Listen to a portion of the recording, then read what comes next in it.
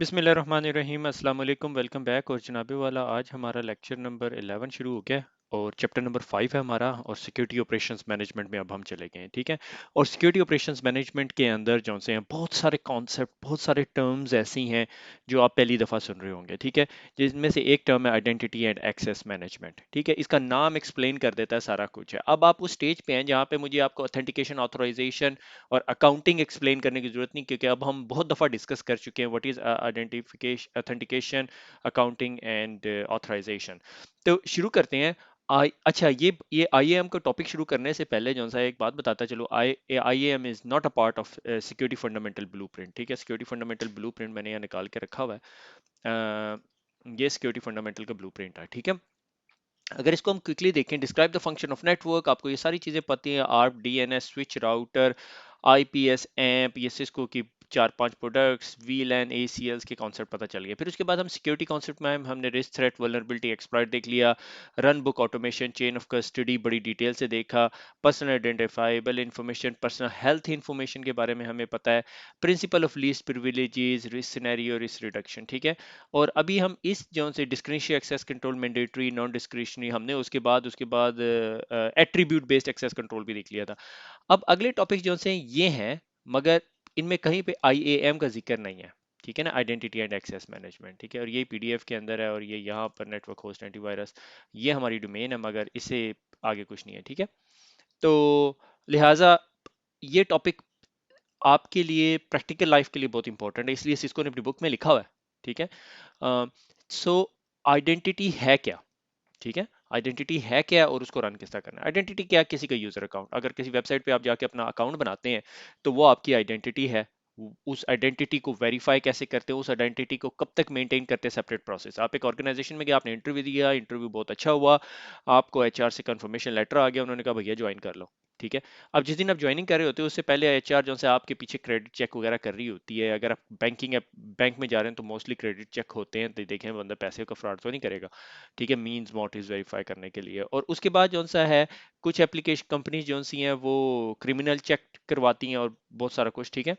सो relationship begin हो जाता है। अब ये यहाँ पर आपको एचआर कहती है भैया काशिफ साहब, आपको हमने यहाँ जॉब दे दी है, आईटी वालों इसका अकाउंट बना दो, ठीक है। और आपका अकाउंट प्रोविजन हो जाता है। प्रोविजनिंग से मुराद कि आप एक दिन हेल्प डेस्क वाले के साथ जाते हो, वो आपको कहता है ये आपका यूजर नेम है, जिस तरह आप यूजर नेम पासवर्ड से अपने पीसी पे एंटर करते हो, वो कहते हैं चेंज योर पासवर्ड, आप अपना पासवर्ड चेंज करते हो, ठीक है। उसके बाद बारे में हम आएंगे। और उसके बाद आप ऑथेंटिकेट हो जाते हो। ऑथेंटिकेट होने के बाद आप एक नेटवर्क डायग्राम निकालते हो। नेटवर्क डायग्राम में एक राउटर होता है। आप पट्टी के सॉफ्टवेयर एप्लीकेशन इंस्टॉल करते हो, आप एसएसएच करने की कोशिश करते हो, एंटर करते हो और आपको लॉगिन करने देता है। उसकी वजह क्या है कि जो हेल्प डेस्क वाला बंदा था उसे पता था आप एज ए नेटवर्क इंजीनियर आए हैं या आप एज ए सिक्योरिटी इंजीनियर आए हैं, तो आपको उसने एक ग्रुप में डाल दिया जो नेटवर्क इंजीनियर्स का था। और नेटवर्क इंजीनियर्स का ग्रुप जो सा है किसी सर्वर से ऑथेंटिकेट होता था, या फायरवॉल या राउटर जब ऑथेंटिकेट करती थी वो कहती थी कि अगर ये बंदा इस ग्रुप का मेंबर है तो इसे दे दी जाए, ऑथराइजेशन होगी। सेल्फ सर्विसेज ये कि आप उस अकाउंट के पासवर्ड चेंज करते हो 4 महीने बाद, 6 महीने बाद, depending upon company security policy क्या है। फिर उसके बाद पासवर्ड मैनेजमेंट करते हो कि आपने उसे पासवर्ड को चेंज करना है। सेल्फ सर्विस पासवर्ड भी हो सकता है। और कंप्लायंस कि अगर कंपनी किसी कंप्लायंस प्रोसेस से गुजरी, पीसीआई कंप्लायंट है या आईएसओ 27001 है, और थोड़े अरसे बाद अल्लाह ना करे आपको जॉब छोड़नी पड़ती है, मगर अच्छी वजह से, ठीक है। ये नहीं कि आपको टर्मिनेट कर देते बल्कि किसी और वजह से, और फिर आपका सर्कल है और एचआर आपको आपका जो सा अकाउंट डिलीट कर देता है। ये आइडेंटिटी मैनेजमेंट लाइफ साइकिल है किसी भी चीज के साथ, किसी भी ऑर्गेनाइजेशन में। चाहे आप गूगल के साथ अकाउंट खोल लें, आप हॉटमेल का अकाउंट खोल लें, आप आए प्रोविजन के, अभी आपका एंड ऑफ रिलेशनशिप नहीं हुआ क्योंकि आपका ईमेल अकाउंट चला जा रहा है, ठीक है। जिस दिन आपका एंड ऑफ रिलेशनशिप होगा आप कहेंगे मेरा अकाउंट डिलीट कर दो, तो डिलीट हो जाएगा, ठीक है। वो अलग बात है कि कंपनी आपके अकाउंट की कितनी इंफॉर्मेशन अपने पास रखती है। कुछ कंपनीज डिसेबल कर देती हैं, डिलीट नहीं करती, ठीक है। अच्छा, identity and access lifecycle है पूरे का पूरा। ये मैंने डायग्राम बनाई, थोड़ा सा खपना पड़ा मुझे, मगर थैंक्स टू स्मार्ट इमेजिंग ये इसके अंदर पावर पॉइंट के अंदर है। तो आइडेंटिटी एंड एक्सेस मैनेजमेंट किया कि यूजर ने रजिस्टर किया, ठीक है, यूजर ने रजिस्टर किया, वेरिफिकेशन की, एचआर ने चेक किया, ठीक है, वही प्रोसेस जो अभी हम यहाँ पे प्रोविजनिंग की बात कर रहे थे, ये यहाँ पे एक्सप्लेन हो रहा है। ठीक है, रजिस्ट्रेशन एंड आइडेंटिटी वेरिफिकेशन हो गया, आपका अकाउंट हो गया। ठीक है, अब उसके बाद आपको प्रिविलेजेस असाइन हुए। प्रिविलेजेस असाइन करने के लिए आपको least privileges, separation of duty, need to know, सारी चीजें हम डिस्कस कर चुके हैं कि अगर आप नेटवर्क इंजीनियर है तो आपको एचआर के सिस्टम पे एक्सेस की जरूरत नहीं है, और अगर आप एचआर एडमिनिस्ट्रेटर है तो आपको सिस्को के डिवाइसेस पे एक्सेस नहीं चाहिए। फिर उसके बाद access review, continuous review, logs review हो सकती है, security operation centre logs review कर रहा है। सो प्रॉब्ली ये यहाँ पर भी आप देख रहे हो, यहाँ पर भी सिक्योरिटी ऑपरेशन सेंटर देख रहा है, यहाँ पर भी और यहाँ पर भी। सिक्योरिटी ऑपरेशन सेंटर के पास एक डैशबोर्ड है, वो बताता है कि एक्टिव डायरेक्टरी में जब भी कोई अकाउंट बने मुझे अलर्ट आ जाए और मैं उसको वेरीफाई कर लूं किसी प्रोसेस से। ठीक है, प्रिविलेज प्रोविजनिंग, कि जिस तरह किसी बंदे को एडमिन्स ग्रुप के अंदर एक्सेस दी जाती है, ठीक है, एस्केलेशन ऑफ प्रिविलेज है, सिक्योरिटी ऑपरेशन सेंटर को नजर आना चाहिए यार ये आज एकदम एक अकाउंट जो सा है FTP अंडरस्कोर सर्विसेज को एडमिनिस्ट्रेटर ग्रुप का मेंबर बना दिया गया, क्या वजह है? ठीक है, तो कोई गड़बड़ हुई है। एक्सेस रिव्यू कि किस टाइम लॉगिन हो रहा है, रात के 4 बजे क्यों लॉगिन हुआ, ठीक है, ये सुबह के 4 बजे क्यों लॉगिन हुआ, ठीक है, 4 बजे से लेके 6 बजे तक लॉगिन रहता है हर रोज।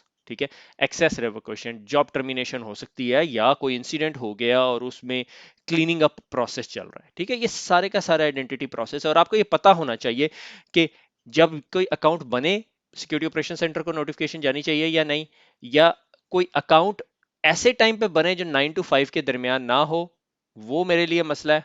ठीक है, या कोई ऐसा अकाउंट जब गलत टाइम पे चल रहा हो, वो मेरे लिए मसला है। लाइक मैंने कहा है कि कोई भी RDP मेरे ऑफिस में 6 बजे से रात सुबह 8 बजे के दरमियान या 7 बजे के दरमियान करे तो मुझे अलर्ट आ जाए। ठीक है, ये भी एक चीज है। ठीक है, ये सिक्योरिटी ऑपरेशन सेंटर्स किस किस्म का सिनेरियो में काम कर रहे हैं वो देखना है, मगर आपने देखना है कि IAM का प्रोसेस कहाँ पे हो रहा है। IAM आपकी एक्टिव डायरेक्टरी में भी हो सकता है। ठीक है, और और किस तरह हो सकता है, और आपका कोई थर्ड पार्टी ऑथेंटिकेटर भी हो सकता है, उसको भी हम थोड़ी देर में देखते हैं। अच्छा जी, अब इसको आगे देखते हैं थोड़ा सा। तो ये यहाँ पे आपको आइडेंटिटी एंड एक्सेस का जो लाइफ साइकिल आपको समझ आ गया। ठीक है, प्रोविजनिंग से डिस्ट्रक्शन तक या रेवोकेशन तक या टर्मिनेशन तक। ठीक है, आगे चलते हैं। अच्छा, तो अब ये जो एक्सेस मैनेजमेंट है ना, वर्ल्ड वाइड जितने भी एक्सेस मैनेजमेंट है उसके अंदर बहुत सारे प्लेयर्स हैं। ठीक है, और IAM के प्लेयर में जो टॉप क्लास जो प्लेयर सबसे ज़्यादा फेमस है उसका नाम जो सा है वो माइक्रोसॉफ्ट है। ठीक है, और ऑक्टा है। ठीक है, ऑक्टा ऑक्टा को बहुत ज़्यादा कंपनीज यूज़ कर रही हैं, मगर Microsoft is almost the four front player. Ping identity भी बहुत बहुत फेमस है। IBM के साथ मुझे नहीं वास्ता पड़ा, सर्टिफाई के साथ वास्ता पड़ा, और I was expecting to see like कोई सिस्को की भी प्रोडक्ट होती, like ISC may be a part of it, मगर ISC सॉर्ट ऑफ रेडियस वाली डोमेन में बैठ जाता है। ठीक है, सो मगर लाजमी नहीं है, अगर आपने अपनी कंपनी के लिए कोई चीज़ लेनी है, लाजमी नहीं है आपने सिर्फ लीडर्स क्वाड्रेंट देखना है। आपने देखना है आपकी कंपनी की रिक्वायरमेंट क्या है, मे बी आपकी कंपनी की रिक्वायरमेंट ऑप्टिमल को पूरा करता हो। ठीक है, तो कोई लाजमी चीज़ नहीं है कि आपने हर एक बंदे को वो हर एक दफ़ा जो सा है हमेशा लीडर्स को करते हैं। मैं बहुत अरसे तक ये गलती करता रहा, फिर अभी 4-5 साल से मैं नॉन स्टॉप गार्टनर्स सिक्योरिटी कॉन्फ्रेंसिस में जा रहा हूँ, तो अंदाज़ा हो रहा है, लोगों से बात करके अंदाज़ा हो रहा है। और बहुत दफ़ा मे बी क्वाड्रेंट के इस जगह पे जो चीज़ होती है नीश प्लेयर्स में, they are always good, they take care of you. ठीक है, तो डिपेंड आपकी रिक्वायरमेंट क्या है। अच्छा, इसी तरह अब अगला टॉपिक हमारा आ गया पासवर्ड मैनेजमेंट का। ठीक है, पासवर्ड जो है बड़ा क्रिटिकल चीज़ है, आप लोगों को भी पता है, मुझे भी पता है, और हमने बहुत सारों ने अपनी ज़िंदगी के अंदर ये चीज़ें भी देखी हैं। ठीक है, so user like to keep the same password across the system, बहुत कॉमन है। It is I like sticky notes and passwords, आपको पता है, simple passwords, default same password. ठीक है, कि लोग सिंपल पासवर्ड रखते हैं, अपने बच्चों के नाम रख लिए, बच्चों की डेट ऑफ बर्थ रख ली, अपनी डेट ऑफ बर्थ रख ली, कंपनी की नाम आगे 1 2 3 लिख दिया, कंपनी का नाम 2018 कर दिया, 2016 कर दिया, 2019 कर दिया, जो भी सूरत हाल है, और डिफॉल्ट सेम पासवर्ड, और सेम पासवर्ड रखते हैं 4-5 एप्लीकेशंस का। ठीक है, तो ये बहुत क्रिटिकल चीज़ है। मैंने NHS में काम किया तो ये हमें अंदाजा था कि ये बहुत क्रिटिकल है, कि एक डॉक्टर जो है उसके पास कोई 10-12 एप्लीकेशंस है। ठीक है, तो 10-12 एप्लीकेशंस का पासवर्ड याद नहीं कर सकता, तो हमें फिर जो है SSO रोल आउट करना पड़ा। ठीक है, सिंगल साइन ऑन, कि उस बंदे को सिर्फ एक पासवर्ड याद करना पड़ता था, वो हर जगह लॉगिन हो जाता था। वो कैसे होता था वो देखेंगे, और मैंने एक छोटा सा प्रैक्टिकल भी रखा हुआ। ठीक है, अच्छा, अब पासवर्ड क्रिएशन, बहुत सारी जगह पे यहाँ पे डिबेट होती है कि लोग जो है पासवर्ड जब क्रिएट करते हैं तो बड़ा कॉम्प्लेक्स किस्म का पासवर्ड जनरेट कर देते हैं, ठीक है, सिस्टम जनरेटेड पासवर्ड। उसका मसला क्या होता है, अगर पासवर्ड इतना कॉम्प्लेक्स होगा तो आपके पास ये सिचुएशन आ जाएगी, ठीक है। यूजर फिर राइट करेगा कहीं ना कहीं, और जब राइटिंग की बात करेगा तो फिर वो नोटपैड में भी लिख सकता है। तो ये बहुत क्लियर कट बात होनी चाहिए। तो पासवर्ड क्रिएशन की ना तीन चीजें हैं जिससे पासवर्ड की वैल्यू या स्ट्रेंथ मालूम की जा सकती है। इज अ स्ट्रॉन्ग पासवर्ड, ठीक है। और निस्ट की एक गाइड है SP800, और कि भाई कितना बड़ा होना चाहिए, कॉम्प्लेक्सिटी कौन से होने चाहिए, करैक्टर्स कौन से होने चाहिए। मसलन जितने लोग यूके में हैं, ठीक है, उनके लिए, जो यूरोप में है वो यूरोप के हिसाब से, मुझे इंडिया पाकिस्तान का अंदाज़ा नहीं है कीबोर्ड का, कि बहुत सारे जो डिक्शनरी अटैक हैं उनके अंदर पाउंड लेटर नहीं है, ठीक है। अब आ गया हो तो मुझे नहीं पता। 4 साल पहले मैं एक पेन टेस्टर के साथ काम कर रहा था, ब्रूट फोर्स कर रहे थे, 30 GB की फाइल थी उसके पास।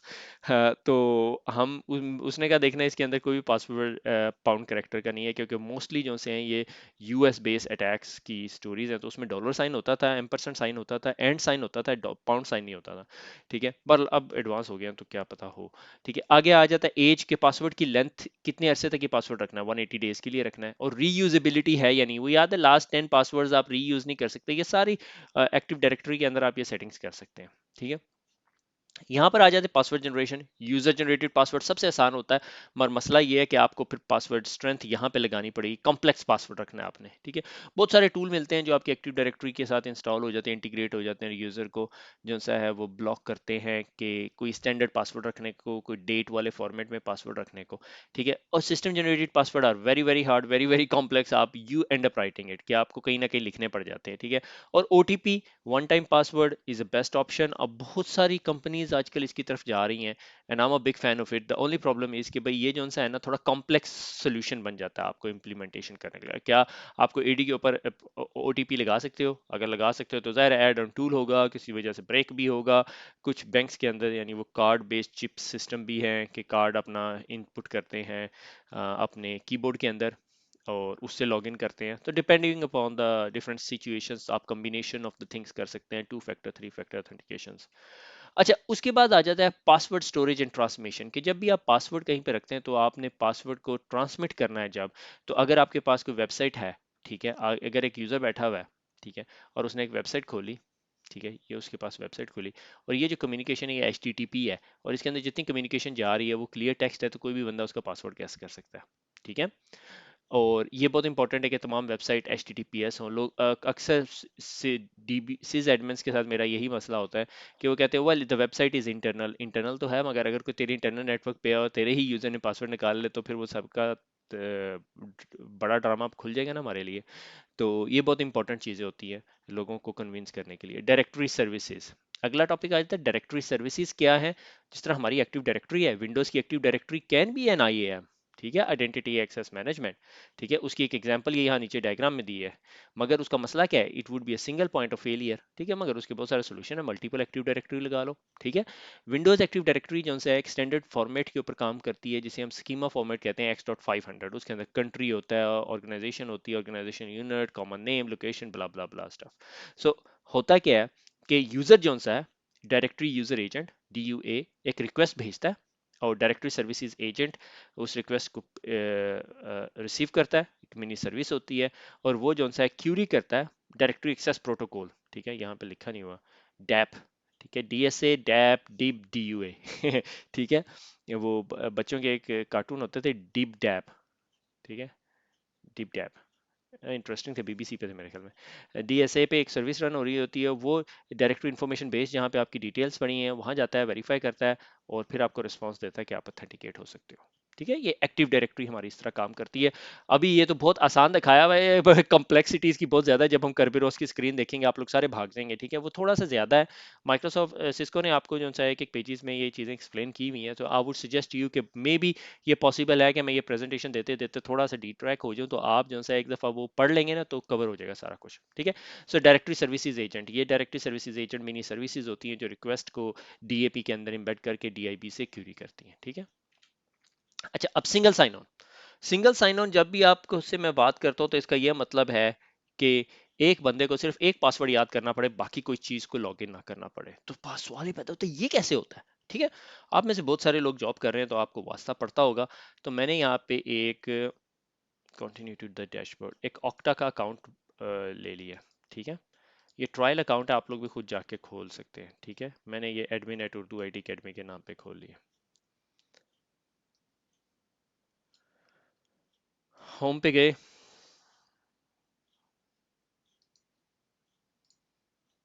ये होम है मेरा। ठीक है,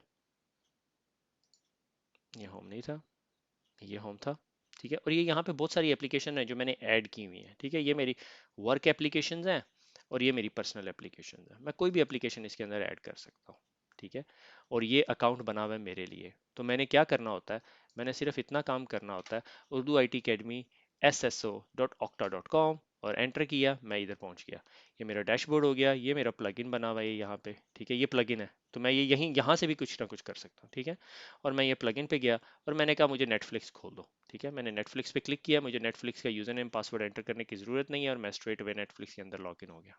ठीक है, तो ये एक एसएसओ की एग्जांपल होगी।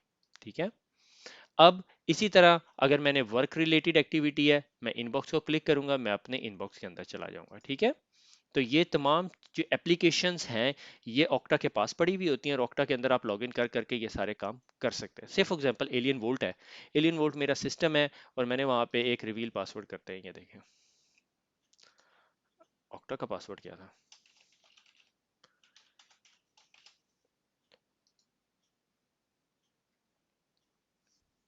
ठीक है, ये admin at Urdu I academy और ये पासवर्ड है। कल को आपको पासवर्ड चेंज करना पड़ता है, आप यहाँ पे पासवर्ड चेंज करते हैं, आपको डेली बेसिस पे जो सा है वो चेंज नहीं करना पड़ता। तो ये sort of single sign on की एग्जांपल है कि आपके सारे के सारे पासवर्ड इसमें पड़े हुए हैं और आपके पास डिफरेंट एप्लीकेशन है, आपके ब्राउजर पे एक प्लगइन बना हुआ है और आप जिस प्लगइन को क्लिक करते हैं वो आपको स्ट्रेट अवे जो सा एप्लीकेशन पे ले जाता है। ठीक है, इस टाइम 1to1and1email.com एक एप्लीकेशन है जिसके ऊपर आपके वेब सर्वर्स पड़े हुए हैं।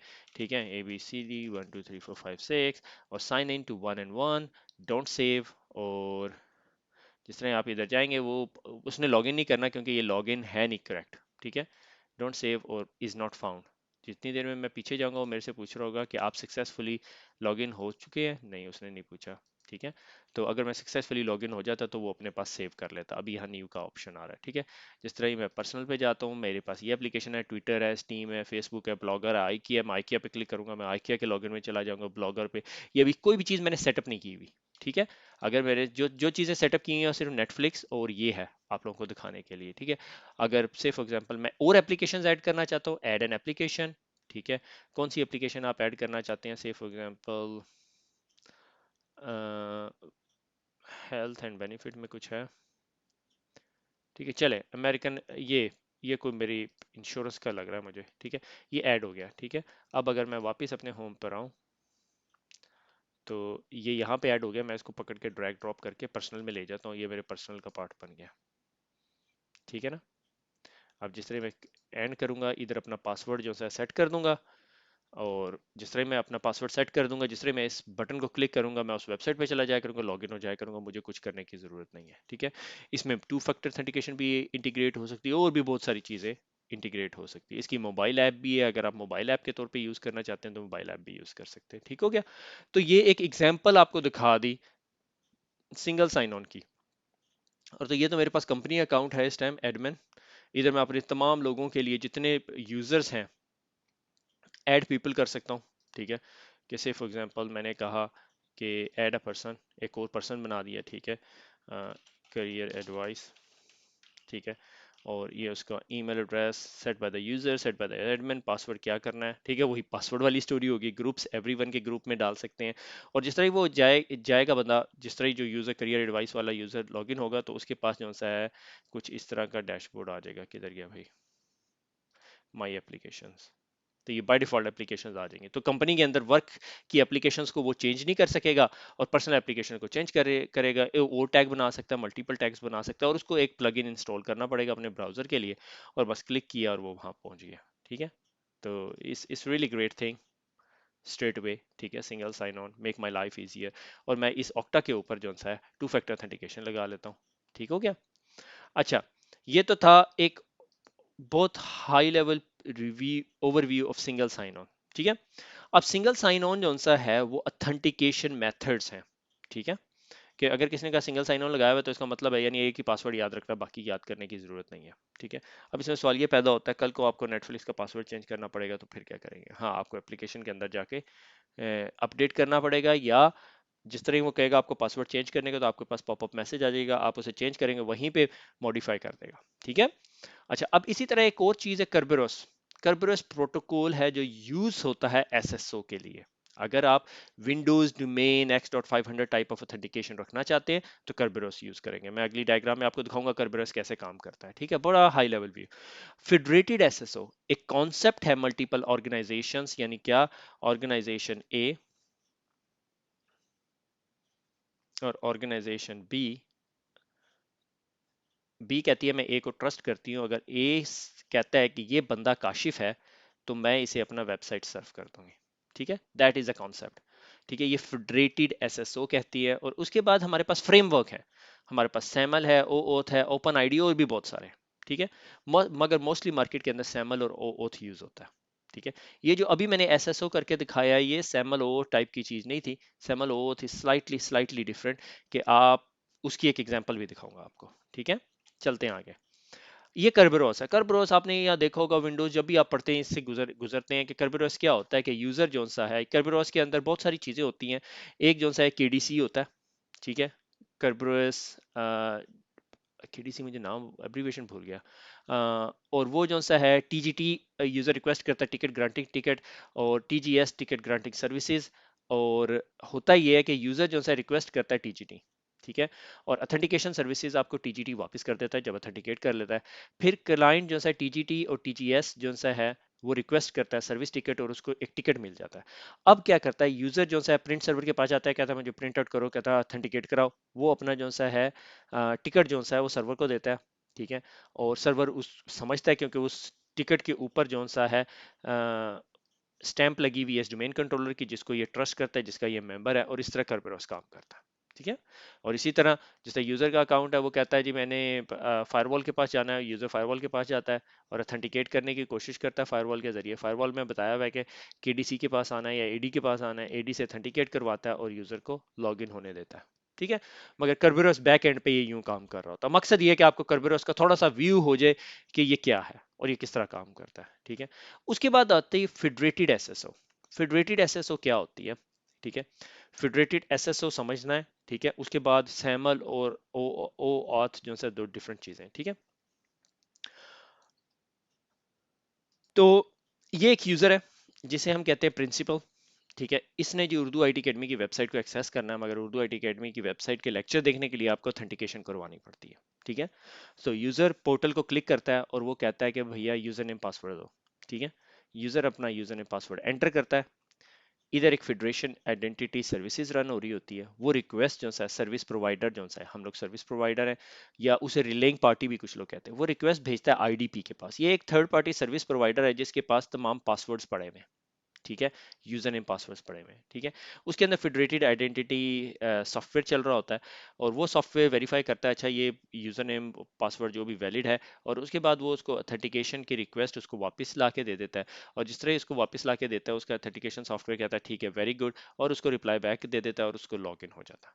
ठीक है, ये फेडरेटेड एसएसओ का कॉन्सेप्ट है कि मैंने किसी बंदे को कहा, किसी कंपनी को कहा कि तू डेटाबेस मेंटेन करे। ठीक है, इसकी एग्जांपल दिखाता हूँ, एग्जांपल दिखाते हैं फिर आपको समझ आएगी। ठीक है, उस एग्जांपल को दोबारा भी देखेंगे। आप में से मुझे नहीं पता कितने लोग जो से गाने सुनते हैं, स्पॉटिफाई एक वेबसाइट है। ठीक है, बहुत कॉमन वेबसाइट है। ठीक है, आप इस पर लॉग इन करते हैं और मैंने अकाउंट नहीं बनाया हुआ। ठीक है, मैं कहता हूँ लॉग इन विद फेसबुक, जिस तरह मैं इस पर क्लिक करता हूँ तो ये मुझे फेसबुक के पास ले जाता है। ठीक है, और फेसबुक मेरे से पूछता है तुमने इस एप्लीकेशन को परमिशन देनी है? मैं अभी इस टाइम पे कैंसिल कर देता हूँ। ठीक है, और मेरे पास स्पॉटिफाई का एरर आ जाता है। ठीक है, तो वापिस आके स्पॉटिफाई पे चले जाते हैं वापस।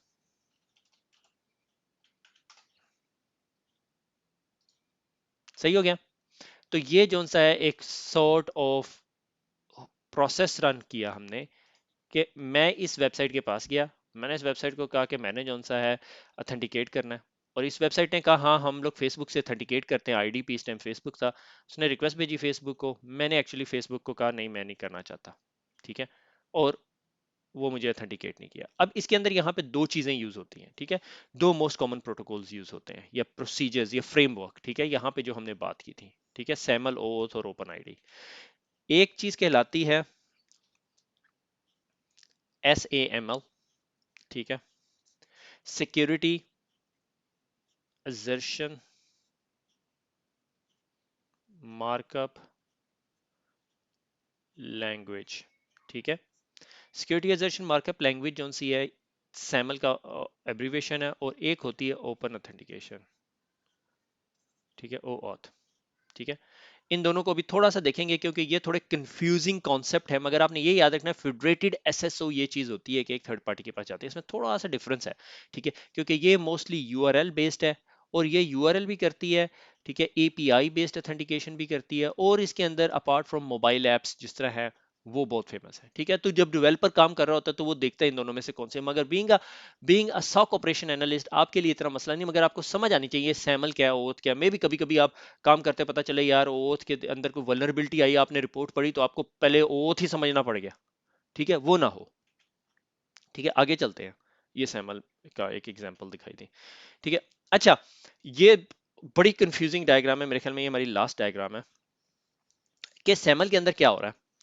ये हमारा सैमल है ऊपर, ठीक है, कि सर्विस प्रोवाइडर है और ये यूजर है, यूजर ने वेब ब्राउजर खोला और वेब ब्राउजर से यूजर ने रिक्वेस्ट की कि मुझे ये सर्विसेज दें, वेब सर्वर ने HTTP पोस्ट किया authentication request to the service provider, और यूजर रीडायरेक्ट हो गया वहां पे लॉगिन होने के लिए, ठीक है, यूजर रीडायरेक्ट हो जाता है और यूजर लॉगिन होता है उस वेबसाइट के अंदर जो भी उसकी ऑथेंटिकेशन प्रोवाइडर है, और उसके बाद उसकी रिक्वेस्ट जो सी है फॉरवर्ड हो जाती है सर्विस प्रोवाइडर और यूजर लॉगिन हो गया, ठीक है।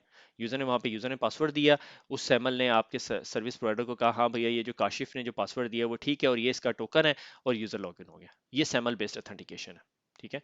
अब OAuth बेस्ड ऑथेंटिकेशन देख लेते हैं, मगर उसके अंदर वेब ब्राउजर के साथ आप यह नोटिस करें कि हमने ऐप भी डाल दी, क्योंकि उसकी वजह ये है, अब मैं थोड़ी सी ज्यादा डिटेल में चला जाऊंगा कि सैमल के अंदर जो है ना वो URIs भी ट्रांसफर होती है, यानी HTTPS बेस। कुछ एप्लीकेशन URI को सपोर्ट नहीं करती तो इशू शुरू हो जाता है। बहरहाल I'm not a development expert on OAuth और सैमल, मगर you don't need to study about it. Even पहला पॉइंट नंबर 1 ये टॉपिक जो है आपके एग्जाम का नहीं है, दूसरा ये कि ये लाइक टू डीप हो गया आपके लिए, ठीक है। User access URL in the application, ठीक है। अब इसके अंदर क्या किया, यूजर ने एक्सेस किया, retrieve the authorisation grant, receive the authorisation grant, उसके कहा ठीक है ऑथराइज्ड हो गया, ठीक है। अब client request an access token and grant, अब क्लाइंट ने कहा कि मुझे एक्सेस टोकन दिया जाए, ठीक है।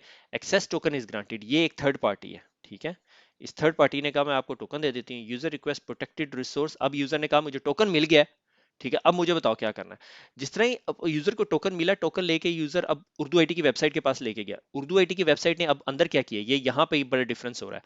यूजर उर्दू आईटी की वेबसाइट बैक एंड पे जाती है उसके पास, उस टोकन प्रोवाइडर के पास, उससे वेरीफाई करती है ये टोकन वैलिड है, अगर वो वेरीफाई कर देता है टोकन वैलिड है तो फिर यूजर को एक्सेस देती है। ये बात याद रखनी है, OAuth के अंदर ये डिफरेंस है कि बैक एंड पे एप्लीकेशन सर्वर से बात करके वेरीफाई करके बताती है। अब इसकी एग्जांपल दिखाता हूँ।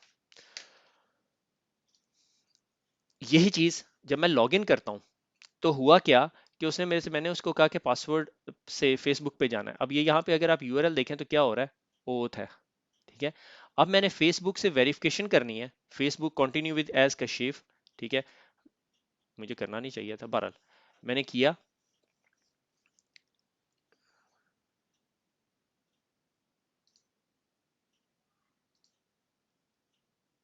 कोई और एरर आ गया, बहरहाल what can go wrong in the demo.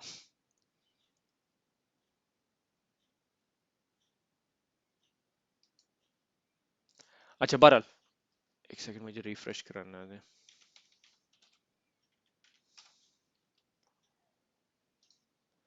तो एक्चुअली बैक एंड पे क्या हो रहा है कि जब हमने OAuth को, मुझे पता है क्या है। अच्छा जी, वेलकम बैक। तो एक्चुअली मैंने जो है ना स्पॉटिफाई को परमिशन, अपने फेसबुक के अकाउंट को प्राइवेट किया हुआ था, तो इस वजह से स्पॉटिफाई को परमिशन नहीं दी, तो मुझे साइन अप करना पड़ा फेसबुक से, मगर I am not gonna click now. Now otherwise ये क्या करेगा, Spotify will receive your friend list birthday email address blah blah blah blah, this is what I don't like about it. Okay, तो मकसद ये था कि आपको ये दिखाना है कि स्पॉटिफाई का जब भी साइन अप हो रहा होता है तो बैक एंड पे वो ओ ऑथ की लॉग इन कर रहा था, ओ ऑथ ऑथेंटिकेशन कर रहा था। बहरहाल the key difference between OAuth और स्पॉटिफाई ये कि जब आप ओ ऑथ और स्पॉटिफाई कह रहा हूँ, सैमल और ओ ऑथ के दरमियान जो की डिफरेंस है वो ये कि जब आप सैमल बेस्ड ऑथेंटिकेशन कर रहे होते एक मोस्टली वो वेब ब्राउजर बेस्ड होती है, एप्लीकेशन बेस्ड नहीं होती। ठीक है, दूसरा ये कि जो रिक्वेस्ट है वो सैमल के अंदर सर्विस प्रोवाइडर वर्ड यूज करते हैं, ओ ओथ के अंदर रिसोर्स सर्वर यूज करते हैं, और को फर्क नहीं है। आइडेंटिटी प्रोवाइडर, इसके अंदर ऑथराइजेशन प्रोवाइडर। ठीक है, तो यूजर जो सा है रिक्वेस्ट करता है, ठीक है, और रिक्वेस्ट जो सी है वो फॉरवर्ड हो जाती है टूवर्ड्स आइडेंटिटी प्रोवाइडर, तो यूजर सॉर्ट ऑफ रीडायरेक्ट। ठीक है, एचटीटीपी पोस्ट, और वो जो सा है यूजर उस सर्वर के साथ बात करता है और ऑथेंटिकेट करता है। और ओ ऑथ के अंदर यूजर सर्वर के साथ बात ही नहीं करता। ठीक है, यूजर बात करता है रिसोर्स सर्वर के साथ। ठीक है, रिसोर्स सर्वर उसको ग्रांटिंग देता है, फिर ऑथराइजेशन सर्वर से बात करता है, टोकन मिलता है, फिर ये दोनों सर्वर आपस में एक दफा वेरीफाई करते हैं। ठीक है, तो इसके अंदर यूजर जो सा है सर्वर से, सर्विस प्रोवाइडर से बात करता है, सर्विस प्रोवाइडर उसकी डेटाबेस के पास भेज देता है जिसे हम आईडीपी कहते हैं, और आईडीपी पे ऑथेंटिकेट करता है और फिर टोकन मिल जाता है। ठीक है, मगर इस सिचुएशन के अंदर यूजर जो सा है वो टोकन लेकर आता है, और token is granted. User request resources to the protected resources, कहता है ये मेरे पास टोकन है जी, फेसबुक ने मुझे टोकन दे दिया है। ठीक है, और फेसबुक कहता है कि अच्छा ये 4 घंटे के लिए अवेलेबल है, 5 घंटे के लिए। इसके लिए बैक एंड एप्लीकेशन डेवलपमेंट हुई होती है यहाँ पे। ठीक है, वो डेवलपमेंट करनी होती है, ये नहीं होता कि आप सुबह उठे तो ये हो चल रहा होगा। ठीक है, और ये टोकन ये मेरे लिए 5 घंटे के लिए अवेलेबल है या 10 घंटे के लिए अवेलेबल है, और उसके अंदर फिर बहुत सारी चीज़ें हैं। अगर आप इसको बहुत डिटेल में देखना चाहते हैं तो मैंने CISSP में ओ ऑथ पढ़ाया हुआ है।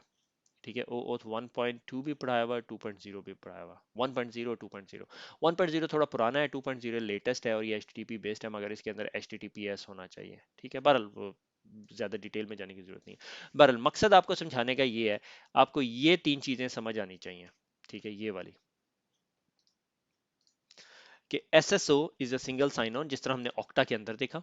ठीक है, और कर्बरस ऑथेंटिकेशन नॉर्मली आपकी ईडी के अंदर हो रही होती है। फेडरेटेड SSO एक मल्टीपल ऑर्गेनाइजेशंस आपस में एक दूसरे को ट्रस्ट करते हैं। लाइक हम फेसबुक को ट्रस्ट करते हैं, जिस तरह अब ये स्पॉटिफाई ने कहा कि फेसबुक से अगर तुम मुझे कहता है कि तुम वैलिड बंदे हो तो मैं तुम्हें ट्रस्ट करती हूँ। उसने वहां पे जो यूज एप्लीकेशन यूज कर रहा था या जो फ्रेमवर्क यूज कर रहा था वो ओ ऑथ यूज कर रहा था। ठीक है ना, वो यूआरएल के अंदर था।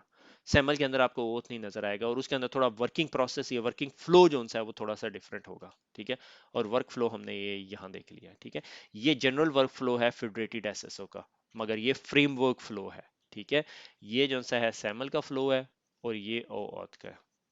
ठीक हो गया, ये कॉन्सेप्ट बड़े क्लियर होने चाहिए, मगर अगर नहीं भी क्लियर तो कोई बड़ी बात नहीं है। मगर ये जो अब फ्यूचर डेवलपमेंट आ रही है या फ्यूचर लेआउट्स आ रहे हैं, इसके अंदर ये चीज़ें बहुत कॉमन हो गई हैं। ठीक है, सैमल हो गया, ओ ऑथ हो गया, ये एपीआईज हो गई, ये अब आप लोग इससे जान नहीं छुड़ा सकते, क्योंकि अब हर चीज़ ने एपीआईज ओपन कर दी हैं और आपको ज़रूरत पड़ती है इन चीज़ों को स्टडी करने की। तो आई बेट अगर आप सिक्योरिटी ऑपरेशन सेंटर जाएंगे तो 1-2 साल के अंदर with in your security career आपको इन तीनों चीज़ों से वास्ता पड़ेगा। ठीक हो गया, तो इससे इससे ज़्यादा कुछ नहीं है। मैं अगला टॉपिक जो सा है वो सिम से है रिलेटेड, सिक्योरिटी इवेंट मैनेजमेंट, तो उसको पढ़ेंगे। इसलिए मैंने कहा कि 2 टॉपिक को इकट्ठा कंबाइन नहीं करते। तो खुश रहें, दुआओं में याद रखिएगा। फिर मुलाकात होगी। अल्लाह हाफिज़।